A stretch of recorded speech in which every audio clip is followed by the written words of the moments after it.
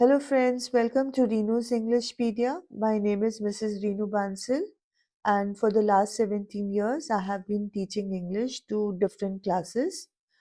And this video I have specially made to discuss the literary devices in both the books Hornbill and Snapshots for class 11th. So without wasting a single moment, let's jump into the presentation. So before we start with chapter-wise discussion of literary devices, let's just understand what are literary devices. बेटा literary devices जो होती हैं ये special techniques होते हैं, special tools होते हैं जिससे हम अपने किसी भी writing topic को interesting बनाते हैं. वो हमारा it is supposed to spark emotions, हमारे emotions को ignite करता है, vivid pictures हमारे mind में paint करता है और एक फ्लारी लैंग्वेज ऐड करता है which is different from the mundane everyday language. उसको पढ़ के मज़ा आता है और चीज़ें ज़्यादा अच्छे से समझ आती हैं. So let's start. The first chapter is the portrait of a lady. इसमें 3 लिटरेरी डिवाइसेस बहुत ऑब्वियस हैं. First is simile, second is personification and third is onomatopoeia.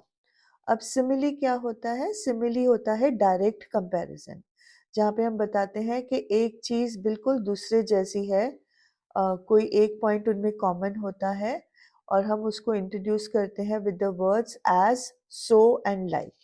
अब इस चैप्टर में सिमिली क्या है? In the phrase like everybody's grandmother, Khushwant Singh अपनी grand mother को हर ग्रैंड मदर के साथ लाइकन कर रहे हैं.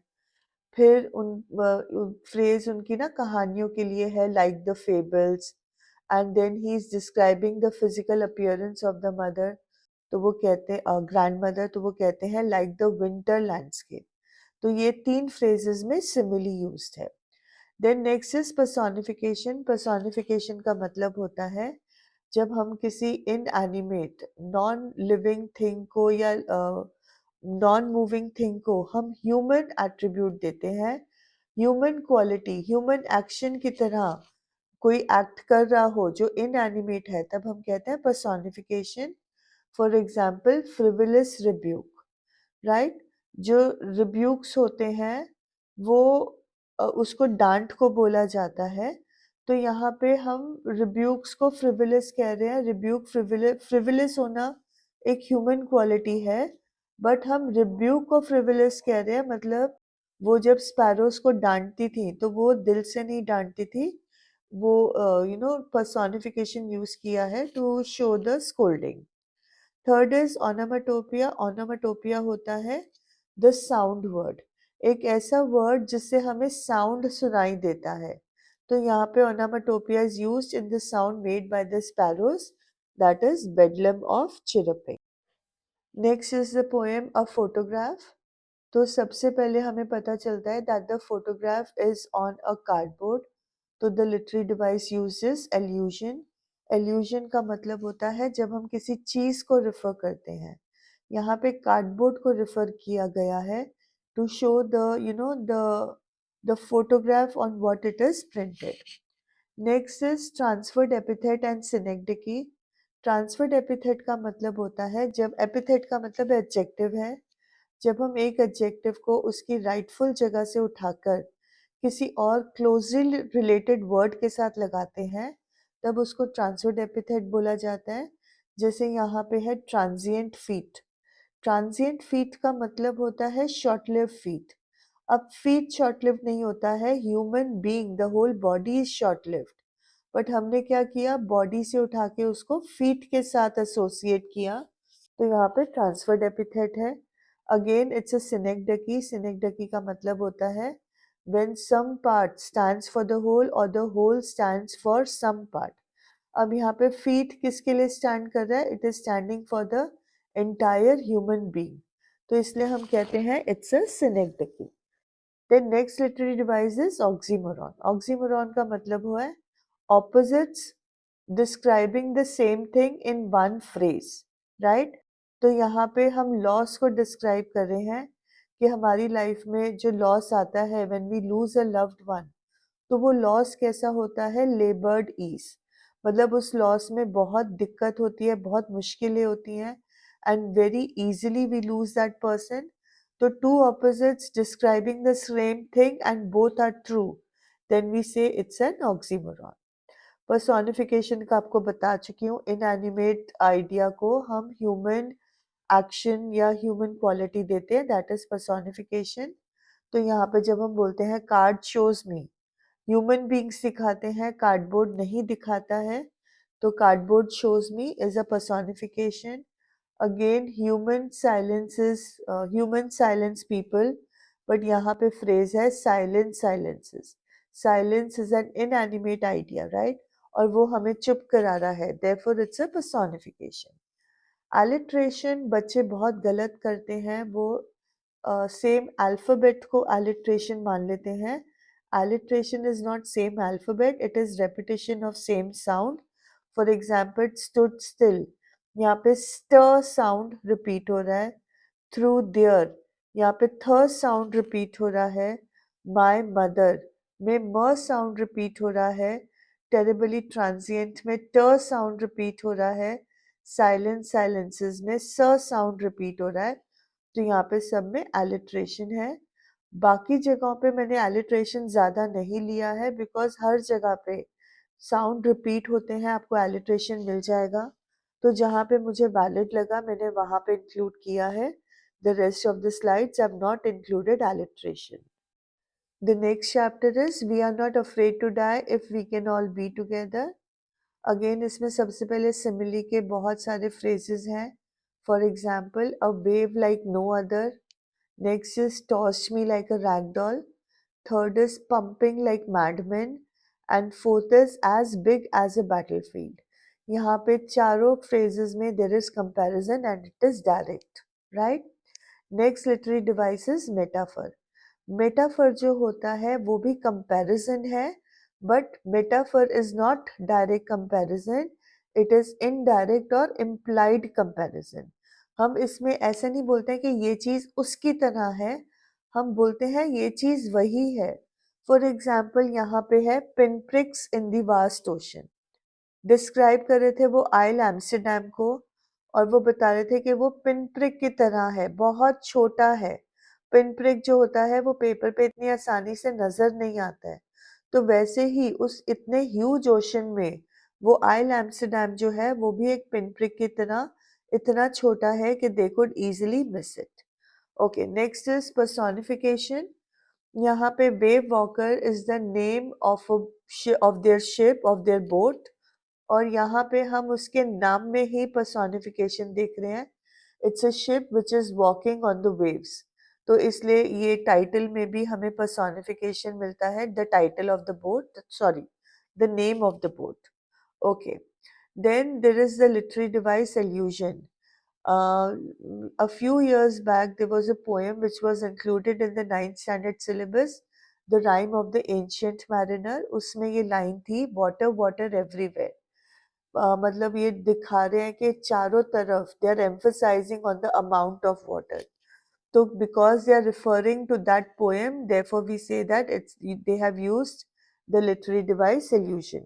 इल्यूजन का मतलब होता है हम किसी फेमस थिंग या सम माइथोलॉजिकल कैरेक्टर या कोई फेमस हिस्टोरिकल कैरेक्टर को रिफर करते हैं, राइट, फॉर समथिंग एल्स, तो फिर उसमें इल्यूजन होता है. जैसे 10th में आपको रैपुंजेल था, right, Rapunzel was a character in the folk stories. वैसे ही मर्मेड जो होती है वो एक माइथोलॉजिकल क्रीचर है, तो वहां पर भी आपने इल्यूजन किया था. Okay, next is rhetorical question, जो हम आपको बोलते हैं डिबेट्स में पूछा करो, बिकॉज रिटोरिकल क्वेश्चन का एम होता है it doesn't want an answer, but वो ऐसा क्वेश्चन होता है जिसको सुनकर आप सोचने पे मजबूर हो जाते हो, राइट. तो जब दोनों बच्चे अपने फादर को वो कार्टून देते हैं, तब वो लिखते हैं उसमें did they make you laugh, तो that is a rhetorical question. मतलब पापा को जवाब देने की जरूरत नहीं है, he would have automatically smiled, so that is why it is rhetoric. Last literary device over here is hyperbole. Hyperbole का मतलब होता है exaggeration for emphasis, not exaggeration for show up. मेरे पास 1000 गाड़ियां हैं, that is show off, वो hyperbole नहीं है, वो exaggeration है. हाइपरबली होता है शी शेड 1,000 tears. 1,000 tears यहाँ पे रिफर करता है to the way that the person must have cried, right? So that is hyperbole. तो यहाँ पे जब एम्स्टरडैम को बोला गया है the most beautiful island in the world, तो ये हाइपरबली यूज्ड है because it is not the most beautiful island, but for them it represented safety. तो उन्होंने इसको हाइपरबली कह के मोस्ट ब्यूटिफुल आइलैंड कहा है. नेक्स्ट चैप्टर इज डिस्कवरिंग टट. The saga continues. अगेन इसमें सिमिली है, similes direct comparison in the phrases sun bed down like a hammer. Hammer की तरह सन जो है वो हमारे को अपनी तपिश में जला रहा था. Next is x-rays in a cross section like slices of bread. X-ray को स्लाइसेस ऑफ ब्रेड की तरह कंपेयर किया गया है द सिटी स्कैन को. देन जब किंग टट का मम्मी उठा के बाहर लेके जा रहे थे तो उस सिचुएशन को लाइकन किया गया है टू लाइक पॉल बेरर्स. फिर जब सिटी स्कैन हुआ तो उसमें अपीयर हुआ था the vertebrae appeared as clearly as in an anatomy class. Anatomy class में पूरा बॉडी को ओपन कर देते हैं and the entire body is visible, right? तो उसी तरह से वो एक्सरे में सब कुछ नजर आ रहा था. And then finally the phrase winter air like death. Winter air इतनी कोल्ड होती है and death is equally cold. Next literary device is metaphor. Metaphor is indirect comparison. तो वहाँ पे कैस्केट को ग्रे की तरह कंपेयर किया गया है. Casket grey is implying that death is grey in colour. Then in the line his funeral was the death rattle of a dynasty. तो डेथ रैटल का मतलब है, रैटल आपको पता है बच्चों का टॉय है, राइट? छुनछुना. तो डेथ रैटल मतलब किंग टट के डेथ के बाद पूरी डायनास्टी ही खत्म हो गई थी. Okay, next is personification.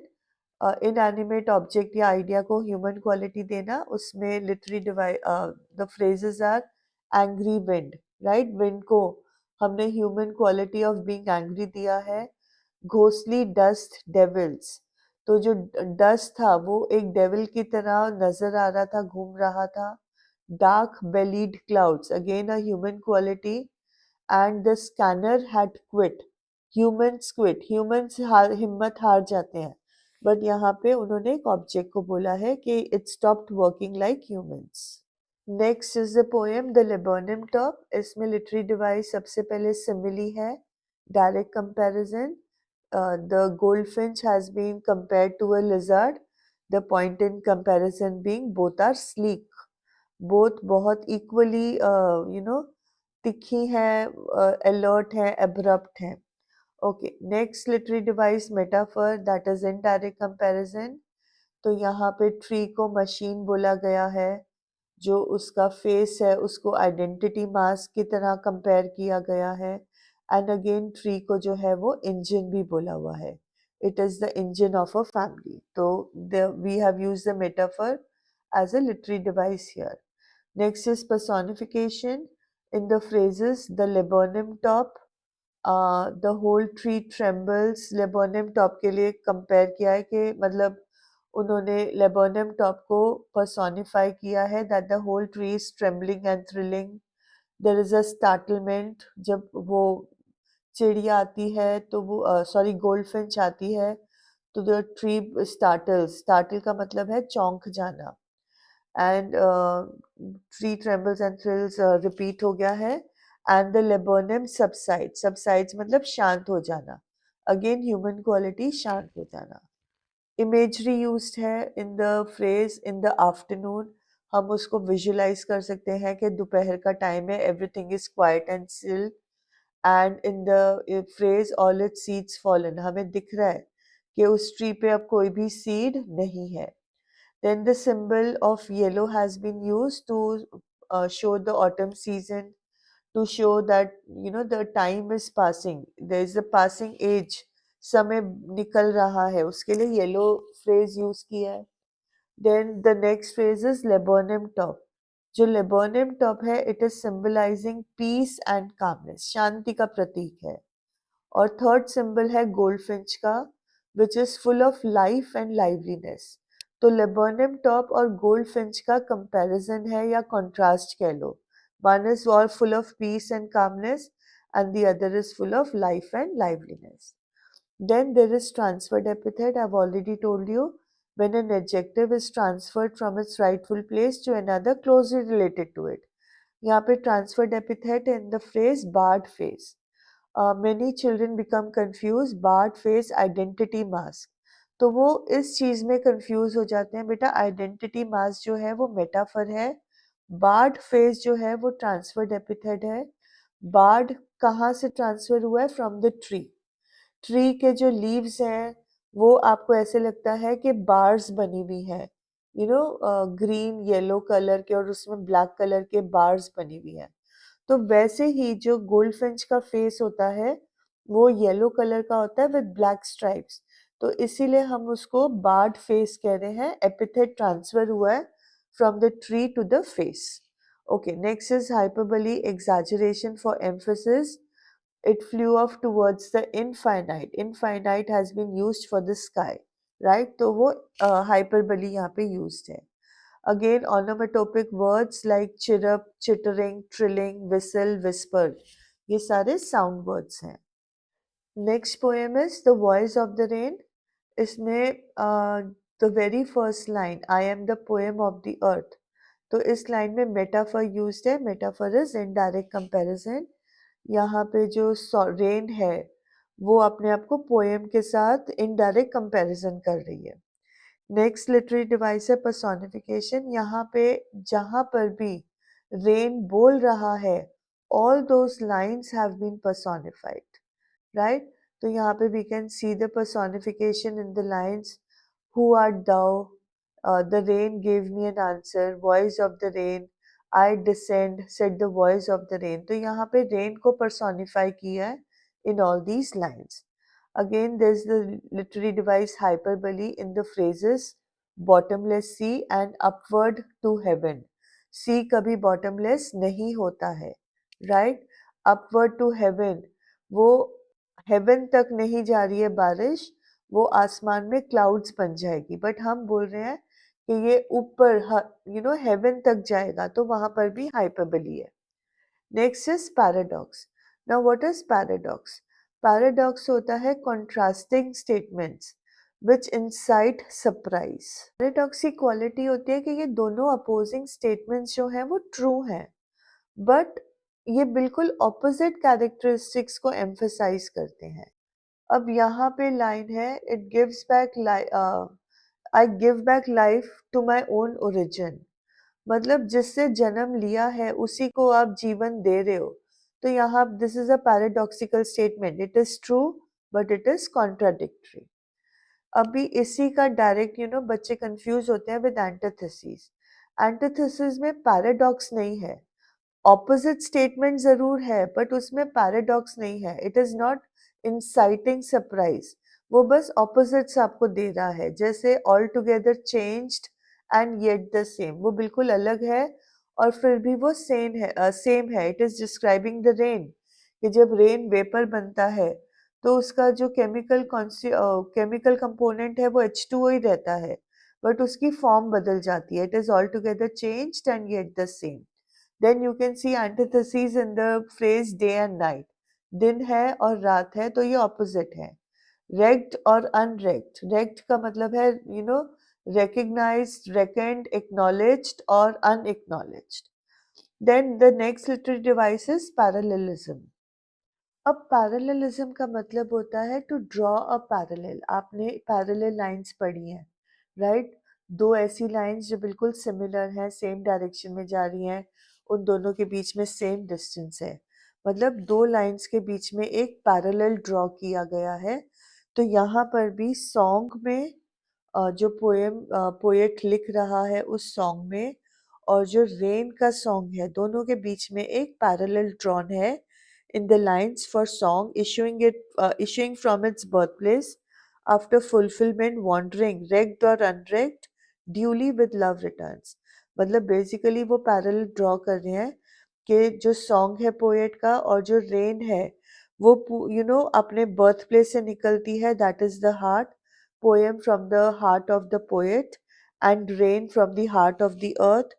वो पूरी दुनिया घूमते हैं अपना it fulfills its purpose of being, उनका जो काम है धरती पे आने का उस पर्पस को फुलफिल करते हैं। फिर एक्नॉलेज किया जाए या अनएक्नॉलेज किया जाए, वो दोबारा से अपने बर्थ प्लेस पे अपने ओरिजिन के पास वापस आ जाती है। So we are drawing a parallel over here. Next literary devices archaism. Archaism का मतलब होता है पुरानी राइटिंग। मिडिल एजेस में जिस तरह से लिखा जाता था, the old format of writing. तो यहाँ पे ओल्ड फॉर्मेट है हु आर्ट दाउ। अगर हम आज लिखेंगे तो हम लिखेंगे who are you. Who are you बहुत रूड लगता है, पर जब हम फ्रेज लिखते हैं हु आर दाउ तो it appears to be more poetic. तो इसीलिए हम कहते हैं कि आर्केइज्म यूज्ड है। Again in the phrases labelled the drought, atomies, wrecked और अनरेक्ड, ये सारे यहाँ पे आर्केइक लैंग्वेज यूज्ड है। Next literary devices imagery. I am sorry, यहाँ पर G I have missed, it's IMAGERY, imagery. And imagery means soft following shower. मतलब एक इमेज क्रिएट हुआ है कि जो रेन गिर रहा है वो बहुत हार्ड ब्रूटल नहीं है, it's a very softly following shower. The next poem is childhood. The first literary device over here is personification, क्योंकि यहाँ पर बार बार चाइल्डहुड को पर्सोनिफाई किया जा रहा है in the lines when did my childhood go, और it went to some forgotten place. It went में भी हमारे को पर्सोनिफिकेशन मिल रहा है। Next is inversion. इन्वर्जन का मतलब होता है हम वर्ड्स को इन्वर्ट कर देते हैं, हम उनका प्लेस जो है वो चेंज कर देते हैं। in the line to choose whichever to use whichever way I chose। अगर हम नॉर्मल इंग्लिश में लिखते तो लिखते I choose which way I would go, right? But हमने यहाँ पे सेंटेंस के स्ट्रक्चर को इन्वर्ट कर दिया है, so therefore there is inversion। Next literary device is refrain and rhetorical question। refrain का मतलब होता है the line which is repeated throughout the poem, bar bar repeat हो रही है, राइट? तो यहाँ पे कौन सी लाइन रिपीट हो रही है? When did my childhood go? And the second is was it the day? Again ये दोनों लाइंस रिटोरिकल क्वेश्चन भी हैं, बिकॉज ये सवाल पूछ रहे हैं to incite an important thought, आपको सोचने पे मजबूर कर रहे हैं, तो ये एक रिटोरिकल क्वेश्चन भी है। Again there is literary device anaphora in the lines was it the day, क्योंकि ये was it the day जो है ये बार बार रिपीट हो रहा है इन 2 consecutive lines, तो उसमें हम एनाफोरा कहते हैं। Antithesis I've already told you, opposites hell and heaven। Rationalism का मतलब होता है अपना दिमाग लॉजिकली यूज करना, रैशनलाइज करना कि जो आज तक आपको बोला गया है वो सही है या गलत है। तो यहाँ पे पोएट जो है वो रैशनलिज्म यूज कर रहा है, he is trying to decipher, rationalize कि उसको आज तक क्या समझाया गया है वो सही था या गलत। तो फर्स्ट वो रैशनलाइज करता है पेरेंट्स के लिए, बड़ों के लिए, that they talk of love but they do not act so lovingly. तो वो उनका हिपोक्रिटिकल नेचर को एनालाइज कर रहा है, रैशनलाइज कर रहा है। फिर वो रैशनलाइज कर रहा है कि when did I lose my childhood, was it when I was 11, और जब मैंने रियलाइज किया कि हेल और हेवन जो है वो ज्योग्राफी बुक में नहीं मिलता है। तो he is applying the quality of rationalism to his initial teachings in order to understand the efficacy, the truth of what was told to him। Next literary device is individualism। उसने अपनी identity खोजी है, उसको पता चला है कि मेरा जो दिमाग है वो दूसरों के कहे पर नहीं चलेगा, it is my own mind, for me to use it whatever way I want, I have the right to have my own thoughts। तो over here the literary device individualism is used। Next chapter is Silk Road। Silk Road में simile use है in the phrases a cloud like long French loaves, like a bullet from a gun, smooth as my bald head, cafe like all the other buildings, like a monastery, like a cinnamon, like a log not a dead man, like sheep dung।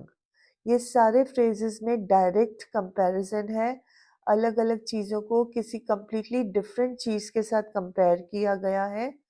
तो you can use it. I hope you understand what I'm trying to say.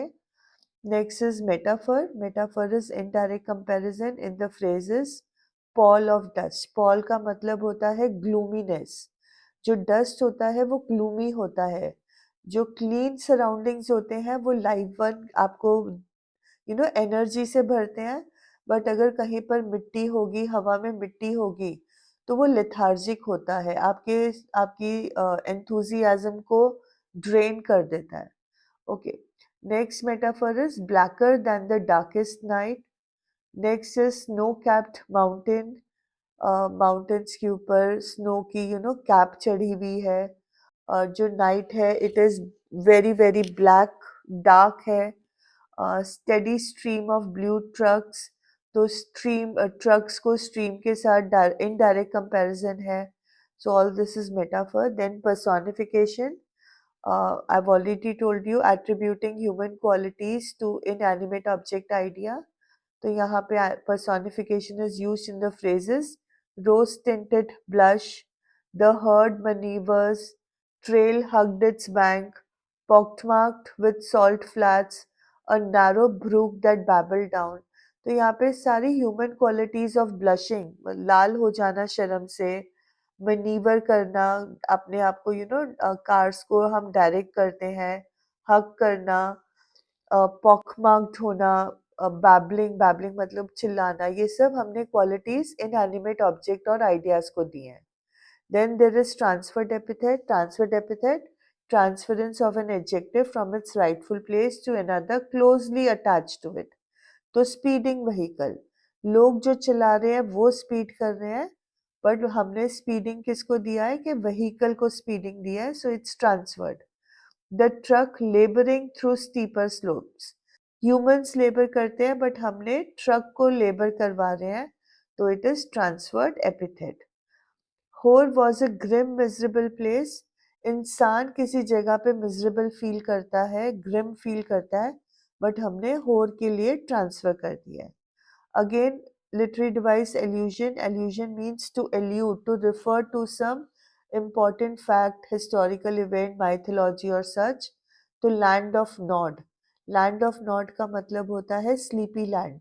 It's a fairy tale land जहाँ पे आपको बहुत नींद आती है, तो उस चीज को allude किया गया है. And illusion, last literary device illusion. illusion का मतलब होता है एक मिराज क्रिएट करना, एक illusion. मैजिशियंस illusion क्रिएट करते हैं हमारे लिए. तो यहाँ पे illusion is there in the line a little voice inside me. Next poem is father to son. इसमें सबसे पहले सिमिली है, direct comparison. We speak like strangers. Father और सन के बीच में कंपैरिजन है कि वो स्ट्रेंजर्स की तरह बात करते हैं. Then metaphor is also there, that is indirect comparison in the lines the seed I spent और sown it where, the land is his and none of mine. तो यहाँ पे मेटाफर है द सीड आई स्पेंट में. I would have him prodigal. Prodigal में metaphor है. It is referring to the biblical character, the one who would spend a lot of money, who did a lot of sins. तो यहाँ पे बेटे को prodigal के साथ भी compare किया गया है. Alliteration है in the lines the seed I spent or sown, the sir sound is repeated. Silence surrounds us, again the sir sound is repeated. Now we start with chapters from snapshots. So first chapter is The Summer of the Beautiful White Horse. इसमें दो literary devices हैं. Paradox. Paradox I've already told you, contrasting sentiments which incite surprise. आपको surprise करते हैं. Now the paradox is comical poverty. Poverty is never funny, but यहाँ पे बोला गया है, और the way that they have referred to in poverty in the chapter, तो वो बड़ी comical है. So it is inciting surprise. And then there is antithesis, that is opposing ideas, asleep or awake. Next chapter is the address. Address में antithesis है in the line I was in a room, I knew and I did not know.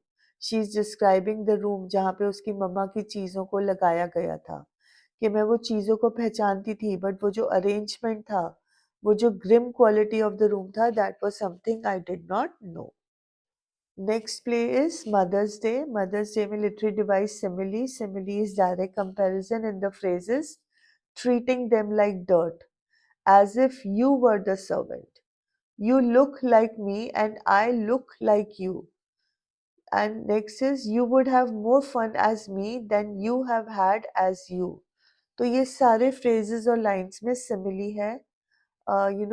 Treating them like dirt में जब वो बच्चे उसको treat करते हैं as a doormat. तो all these sentences are being compared, हमने comparison use किया है where the mother and the attitude of the children is being compared. कहीं पर मिसेस फिट्जजेराल्ड और मिसेस पियर्सन के बीच में कंपैरिजन है. It is all direct comparison. Then onomatopoeia is used in the sound words pop, chuckle and slap. ये सारे sound words हैं, therefore we say it is onomatopoeia. Next chapter is birth. Birth में literary device antithesis है in the phrase up and down. Last poem is The Tale of Melancholy.